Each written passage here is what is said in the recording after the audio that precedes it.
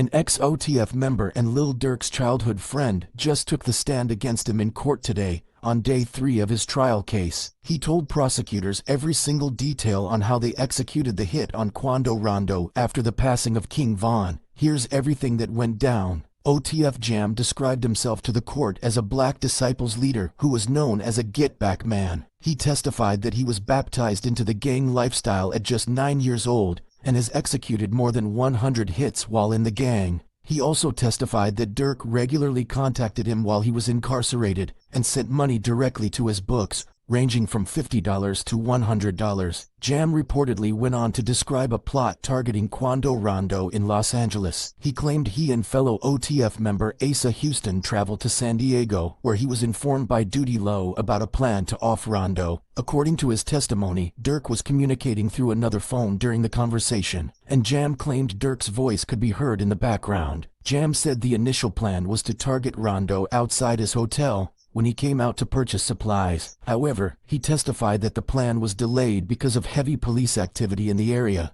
which they ended up offing Quando Rondo's cousin, Lou Pap. Oh, no. Buenos dias, Gunners Collective TV. Back at it? You already know. Like a torta with some bad habits. Bye. Let's get straight to the intro.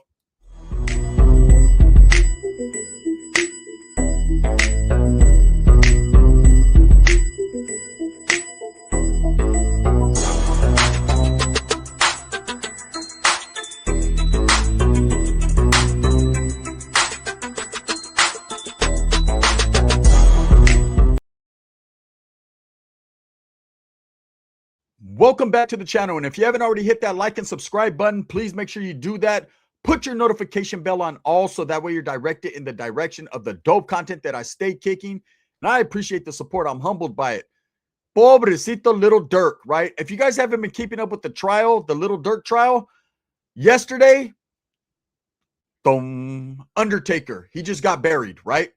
Yesterday, one of his crimies, a homeboy from the dirt, from the mud, homie, from putting paint where it ain't, decided that if for no other reason, his freedom meant a whole lot more than Durk's freedom. Wow. From where I come from, you know what they call that? I've been around certain individuals in a certain situation, and you know what they call that? Quietly as it's kept, a lot of people won't admit it, but there's a certain group that calls that getting off first, right? Well, he decided to get off first. OTF Jam, a notorious street hood member, right, decided to get off first and just spill the beans, put all the blame on Lil Durk, and just pretty much sunk, you sunk my battleship. He fucked Lil Durk's his whole defense is gone. It's off, right? OTF Jam, pretty notorious, right? Did 12 years in federal prison, sat down, kept his teeth on lock, his mouth shut, didn't give up a single person. You would think this guy's a hardened street criminal, someone who has self-admitted over 100 hits under his belt. That's more than Sammy the Bull. Bullshit, right? But hey, coming from Chicago, them guys over there, 100 ain't nothing. These guys will do 100 in a month, right? We're talking about 24 shootings in 24 hours, and that ain't the barbershop movie. That's real life. It really goes down in Chicago. So these guys, with their numbers of hits and people that they've assaulted, it's not outlandish. It's not crazy. They're not putting tapatio on it. It's the truth. It's all facts, right? This guy, OTF Jam, took the stand yesterday and just blew Lil Durk's life up. He admitted to 3, not 1, not 2, but 3 different murders that he did on behalf of Lil Durk, that Lil Durk told him to do, that Lil Durk assisted him, whether it was financially or over the phone, in doing, at the behest of Lil Durk. Right? So this is a situation where this man decided enough was enough. He didn't want to do life in prison because of Lil Durk's shenanigans, allegedly. And so he decided to throw him at the mercy of the court. Whatever deal he worked out with the prosecution, it's out there, right? This man, OTF Jam, the one you think wouldn't say anything, is the first one to say everything. Now, everyone's talking about this other guy, one of Lil Durk's other crimies, Vonnie, and how he's telling and how Lil Durk may perhaps be telling on him. I'm about to break that all down, but first I got to say OTF Jam, he got off first. Why do I say he got off first? Because there's going to be a lot of other people on this trial, in this trial, that worked side by side with Lil Durk. That was his homeboy from the mud. That was his homeboy from his neighborhood. Guys that you think you would never see telling, pointing, doing anything like that, they gonna tell too, right? So is Lil Durk, is it safe in saying Lil Durk might flip as well and try to place blame on other people? Well, let me explain to you how that situation goes. We already know OTF Jam yesterday decided to tell. Hey, that was in his judgment call, was his judgment call. And I know a lot of people are going to think bad about him, but I'm going to be honest with you. In that community, in that lifestyle, man, you know, it's reasonable. It's understandable. This is what happens. You always think your homeboys got you. They'll die for you. They'll ride for you. They'll put in work for you. They'll hit someone for you. But then when they get caught, all that shit changes, because now it's not a decision on taking another man's life for you. It's a decision on losing their life for you. And hey, motherfuckers could say anything they want, but they ain't trying to do all that. Not even a little bit, right? And OTF Jam said, nope, it ain't gonna happen. Now, there's a lot of people running around saying that Lil Durk told, and I've been waiting, sitting back, because people have been asking me, hey, Gun, when are you going to chime in on this Lil Durk situation? When are you going to chime in on the Keefy D situation? That's coming as well. I got a whole lot of mo for you, like Clubber Lang. But I'll say this about the Lil Durk situation. It's far from over, but it's over. Okay, if this man somehow is able to wiggle up off this case, I'll be very amused and surprised. Because when you have everybody that you fucked with, everybody that could show receipts, phone calls, text messages, wiretaps, all these different things, and they're literally taking the stand, putting their hand up, one hand on the Bible, and blaming everything on you, boy, all the money in the world couldn't save you. You know what I'm saying? Hey, that new shit Elon Musk is creating might not save Stevie Wonder's eyesight. I'm telling you right now, it's going to take a whole lot of mo, right? And so OTF Jam made sure that he put the nail in that coffin. Now, as far as Lil Durk telling, let me say something. That man ain't told on no one yet, right? Let me explain to you the situation. This Vonnie character, who's Lil Durk's homeboy, who has claimed to do a lot of hits and a lot of different things on behalf of Durk, saying Durk paid him or Durk wanted it done, right? Which kind of makes it hard for Durk to deny when he's saying the exact same thing in his musical lyrics, right? I bump that song every day where Durk's like, I'll have you hit, right? I got the money to get you hit. That's going to hurt him. But what's going to hurt him even worse is this guy, Vonnie, decided that he also is going to testify in the court of law against Lil Durk. Now, where people are getting it mixed up, Trap Lord Ross, and there's a couple other people that have put out that Lil Durk is telling. Lil Durk is not telling. Let me explain to you. When your crime partner, a crimey of yours, decides to flip on you, decides that he's going to tell everything so he can get a deal, you know, so he can get maybe immunity, so that he can be placed somewhere apart from you and do less time, right? When he has decided to give up the ghost and to make that move his next move, his best move, I guess, right? When he's decided his name in the streets, his credibility, his respect doesn't matter, and he's just going to tell, that's a hard decision, I'm sure. But what's even harder is the fact that he's going to have to live with that after the fact. But at that point in time, man, people would rather live with being shunned from their community and their neighborhood and being looked and talked about a certain way and still be able to eat tacos on Tuesday, right? Whereas Lil Durk is going to get mush, and he's going to get mushed by the same people he was mushing around with. It's fucked up. So anyways, with Vonnie deciding to flip on Lil Durk and tell, Lil Durk's defense team, his lawyers, decided to do what every other defense team I've ever seen has done, and they're going to start placing blame on Vonnie. This man is flipping, so they're going to flip the script on him, because Vonnie's going to have to self-admit that he did murders. He's going to have to self-admit that he did crime. He did criminal acts. Now, he's alleging that these criminal acts were on behalf of Durk and that Durk paid him, and that because they were homeboys, Durk wanted certain situations handled, and because Durk had the power because of the money, right? That gave him the power to influence other individuals. It wasn't necessarily they just loved Lil Durk and they liked his hugs. It was more so the money that was involved. And you'll notice the dudes that are in the neighborhoods with the most money get the most respect. Scarface said it. First you get the money, then you get the power, then you get the respect, right? And that's exactly what Lil Durk had because of the money. I'm sure there was a lot of guys that didn't like his blonde highlights, but they weren't going to say shit because they were wearing Rolex watches because of Lil Durk's mouthpiece. So they definitely backed him up. Plus, the gang he was from was a very tight-knit group, family-oriented, And these guys grew up since they were little kids on the same block, same streets, same household, same roaches, right? They got love. So this dude Vonnie decides to testify and give up Lil Durk. He still hasn't testified yet, but he's going to. And Lil Durk's defense lawyers draw up, of course, a summary of what they believe happened, and they quickly point the fingers back at Vonnie. Now, this is not Lil Durk testifying. This is not Lil Durk making a statement. This is not Lil Durk saying, no, Vonnie did it and I didn't. This is none of that. This is a man self-admitting that he created all this fucking chaos and did all these crimes, Vonnie, and then turning around and blaming it. But Lil Durk made me do it. You look at, I learned a long time ago, you can't make a man do nothing. A man ultimately has his own decision, whether it's good or bad, it's your decision. Just like Durk didn't make that dude tell on him. That dude decided on his own that he was going to tell on Durk, right? So Durk couldn't make that dude do shit. That man decided, hey, I want that money, whatever money he believed was put up. And he went out and got that, right? So at the end of the day, he is the man to blame. And it always tripped me out in the judicial system that people that actually commit the crime could get less time than dudes who thought of it, right? So whether Lil Durk wanted something done, whether Lil Durk, you didn't like an individual and was like, I'd rather see him gone than alive, he did not take the initiative to go do it himself. Now, I know people are saying, well, he solicited, he paid, he gave people, he put hits on people. This is what they're saying, allegedly, right? But still, that man had no hand in pulling the triggers.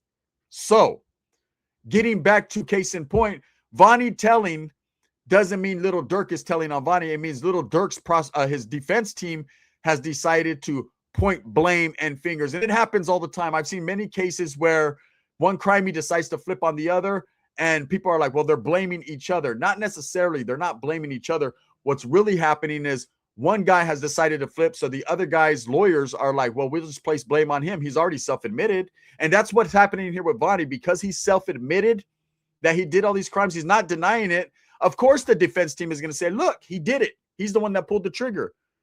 Hey, there's no evidence or proof other than him saying that my client told him to do that. But my client is not a shot caller. He's not a leader. He's not any of that. He's a rapper. Okay. Yes, he's a rapper that has enemies and yes, has gang ties, but hey, loose ties, right? And it just is what it is. Now, people that are running around saying Lil Durk told, until Lil Durk is on paperwork, until you see his statements, until you see shit like that, until you see him go up there on the stand and be like, it was Vonnie, right? Until you see that, then you can refrain from putting a jacket on that man. Now, I'm not saying Lil Durk ultimately won't. We all know what happened with Young Slime, right? We already know what happened over there with that cat, right? You know, everyone was like, that dude Gunna, the Woody, the this. Young Slime himself wasn't that motherfucker like, right? So I'm not going to say it won't happen because they call it getting off first, but let's just say that out of this whole situation, the only one that seems to be getting off first is OTF Jam, and Vonnie will be second. I'm sure Duty Loke and whoever, Foodie Loke and all these different guys will be next. It's a fucked up situation. It's a situation that can't be denied, though. Like, when you're in the rap game and you're living that street life and you're blurring the lines, you're going back and forth and you're committing crime and you're really out there having money and putting hits on people and living that Chicago lifestyle, and then you're talking about it, rapping about it. And I mean, these guys are naming names. They're telling on themselves. So if Lil Durk did tell, he told on himself. You know, there's not paperwork, but there's audio of him telling on himself. That's a fact. That's true. That's real life, right? So with that being said, you get where I'm coming from? Now, as far as this OTF Jam guy is concerned, there's a lot of people that are confused. They're like, why would he do this? Why not? You know, it's different when a man's facing 5, 6, 7, 10 years, 12 years. You know what I'm saying? They're really in the mix with their people's like, hey, I got get backs. I'm going to fuck around, turn around, do 7, 8. You know what I'm saying? He went to the Fed, so we brought him the whole piece, but I'm going to go do a little bit of time here and there. My boy's bubbling. He's going to take care of me. He's going to put money on my books. You know what I'm saying? And OTF Jam was a committed hitter. So he did that for a long time. And I'm going to be honest with you. There's certain situations, it's never a good situation to tell. Not when you're in the criminal lifestyle, not period, right? Your parents teach you at a young age, stop being a tattletale. So there's certain things you're not supposed to speak on. But when a guy is putting in all this work and he feels like he's being thrown under the bus and he feels like his people just use and abuse him, like, hey, you do the hits, you do that. And you know what you sign up for. But when you're willing to do all this type of shit and then your people's is just like, you're on your own, bro. That makes motherfuckers start to think. Now, there's no excuse for what this man did, you know, but this man he put his life before another man's life. Just like he took a man's life for nothing, he gave up this man for nothing, right? And it just is what it is. Or is it something? Well, the something is he cut a good deal, and I'm sure he'll be out soon. And he's not going to go back to his neighborhood. He's not worried about what other people think about him, because if he was, he wouldn't have pointed the finger at Durk. Now, does this ultimately sink Durk's battleship? It definitely hurts. It hurts because you got a man that's getting up there saying, I committed over 100 crimes on behalf of this guy, and went into detail on 3 specific crimes: a robbery, murder, a hit, and an attempted murder, I believe, all on behalf of Lil Durk. They got audio. They got a lot of different things. So Lil Durk is pretty much a wrap, fucked up. I don't see him beating this case. Then again, man, money talks and OTF Jam walks, right? And that's just what it is. So at the end of the day, man, that's where we're at with this case right now. Everything that I've seen, I'm listening periodically and in depth to some of the situations and some of the things people are saying, and it doesn't look good. It doesn't look good.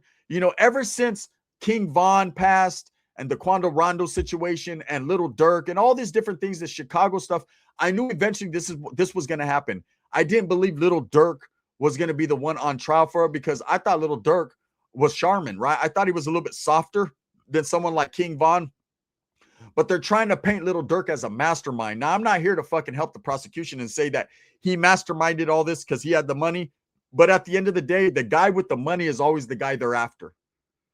Always, right?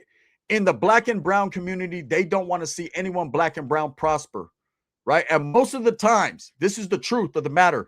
Most of the times, the facts are we fuck it up for ourselves. We can't just have money and eat lobster and live the good life.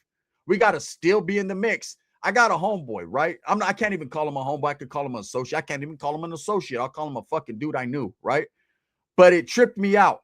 And he'll know if he sees this exactly who he is, right? And I got love for him no matter what. I still got love for him, right? But he had a big chunk of money that came his way. A nice sized chunk of money. Well deserved, right? And instead of taking that money and immediately investing it in, and he did, I'm sure he did some things, but instead of investing it in certain businesses and using that money to make more money and whatever, the man went right to the weed game, illegal weed game. You know what I mean? Rather than going legal with it, he went Bugsy Siegel with it, right? And the thing was, like, it's just that mentality, that Mexican, that black mentality, like they still got to be in the streets because we come from the streets. That's all we know. But instead of taking our money and taking it about the streets and putting it into a business that we can give back instead of taking, we still want to continue to take, right? And that seems like the mentality Lil Durk, King Von, all these guys had. The Chicago lifestyle was they got this money, and rather than, putting their people on in the business world, in legit businesses, they bought straps. They had hits being done. It's like they worried more about this words. Words are powerful. Words, street beef, than getting to the bag. And now Lil Durk's sitting in the county jail and can't get to a bag, right? Now OTF Jam is trying to get back to a bag by telling on his boy, so it's like there's a guarantee there's a lot of animosity now between these two, but at some point they were real good friends, man. It's just crazy how the shit works out. Anyways, I'm going to keep you guys updated on the Lil Durk situation. OTF Jam did what I've seen a lot of motherfuckers do, and he got off first, and that's what they call it. There's a certain group that calls it getting off first, man. They won't like to admit it, but it's the truth. And we're going to leave it quietly as it's kept unsaid. With that being said, thumbs up or thumbs down. Heavy's going to be the head that wears the crown. I'm going to continue to strive, struggle, and strive for what I truly believe in, and that's the betterment of all people. Let me know what you guys think. Leave some comments. Do you think Lil Durk is buried? He's done? Do you think OTF Jam put the final nail in the coffin, or do you think Durk got skipbacks? And do you think Durk is telling, or do you think he's going to tell? I'm going to be honest with you right now. I'm going to tell you guys right now, he's not telling at all yet, but I think he might. This video is sponsored by Vario Liquors from Turlock, California. If you're ever in the Turlock Central Valley area, pull up to Vario Liquors, award-winning #1 liquor store in Central California, man. Pull up and get you something cold to drink. Also by Sticks and Stones Yard Service in Tucson, Arizona. If you live in the Tucson area, man, I don't know what you're waiting for. And you don't want to mow your lawn. Stop it. You don't want to mow your lawn. Make sure you call Sticks and Stones, man. He'll come over and he'll hook your shit up for you, man. Let's support our small local raza businesses. I need you guys to leave comments. We got to blow this up, man. If you guys want me to continue to do these updates on the Lil Durk trial, let your boy know something, right? I got a lot more coming for you guys. I appreciate the support. This is the gun. Bang, bang. Make sure that you subscribe. it helps out the algorithm.